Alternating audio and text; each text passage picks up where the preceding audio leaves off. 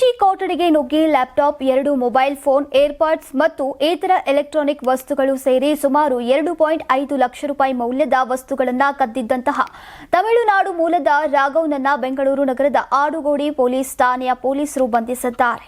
ಲೆಕ್ಕಸಂದ್ರದ ಪಿಜಿಯಲ್ಲಿ finance manager Chandrashekhar Reddy ಮತ್ತು ಖಾಸಗಿ company ಉದ್ಯೋಗಿ ಭರತ್ ಇಬ್ಬರು ಒಂದೇ ಕೊಠಡಿಯಲ್ಲಿ ನೆಲೆಸಿದ್ರು. ಡಿಸೆಂಬರ್ 12ರಂದು ಬೆಳಗ್ಗೆ 6:45 ವೇಳೆಗೆ ಚಂದ್ರಶೇಖರ್ ಜಿಮ್ಗೆ ತೆರಳಿದ್ರು. ಕೊಠಡಿಯಲ್ಲಿ ನಿದ್ದೆ ಮಾಡ್ತಾ ಇದ್ದಂತಹ ಭರತ್ ಅವರ ಎಲೆಕ್ಟ್ರಾನಿಕ್ ವಸ್ತುಗಳನ್ನು ರಾಘವ್ ಅವರು ಕದ್ದಿದ್ದಾರೆ. 3 ನಿಮಿಷದಲ್ಲಿ ಕಳ್ಳತನ ಸಂಭವಿಸಿತ್ತು.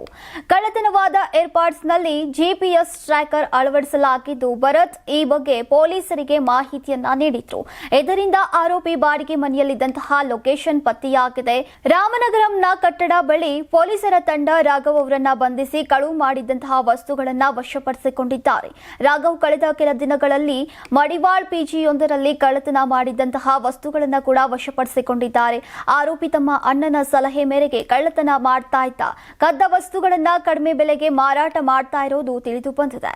ತಂತ್ರಜ್ಞಾನದ ಸಹಾಯದಿಂದ 11 ಗಂಟೆಯೊಳಗೆ ಕಳ್ಳತನ ಪ್ರಕರಣದಲ್ಲಿ ಆರೋಪಿಯನ್ನ ಬಂಧಿಸಲಾಗಿದೆ. ಪೊಲೀಸರು ನಾಗರಿಕರಿಗೆ ಎಚ್ಚರ ನೀಡುತ್ತಾ ತಮ್ಮ ವಸ್ತುಗಳಿಗೆ ಜಿಪಿಎಸ್ ಟ್ರ್ಯಾಕಿಂಗ್ ಸಾಧನಗಳನ್ನ ಬಳಸೋಕೆ ಶಿಫಾರಸನ್ನ ಮಾಡಿದ್ದಾರೆ. ನೀವು ಸಣ್ಣ ಆಗ್ಬೇಕಲ್ವಾ? ಅದು ಒಂದು ಉತ್ತಮ ಆಹಾರದಿಂದ ಸಣ್ಣ ಆಗ್ಬೇಕಲ್ವಾ? ಪ್ರತಿದಿನ ನಮ್ಮ ಜೀನಿ ಸ್ಲಿಮ್ ನ ಯೂಸ್ ಮಾಡಿ ಯಾವುದೇ ಸೈಡ್ ಎಫೆಕ್ಟ್ ಇಲ್ದಂಗೆ ನೀವು ಸಣ್ಣ ಆಗ್ತೀರಾ. ಯಾರಾಗ್ತಾರೆ ಎಂಎಲ್ಎ ಅಭ್ಯರ್ಥಿ 2028 ಶೀಘ್ರದಲ್ಲೇ. ಪ್ರತಿದಿನ ಒಂದೊಂದು ಕ್ಷೇತ್ರದ ಟಿಕೆಟ್ ಆಕಾಂಕ್ಷಿಗಳ ಸಂಪೂರ್ಣ ಮಾಹಿತಿ ಪೊಲಿಟಿಕಲ್ ಜರ್ನಲಿಸ್ಟ್ ಕೆಎಂ ಶಿವಕುಮಾರ್ ಅವರಿಂದ.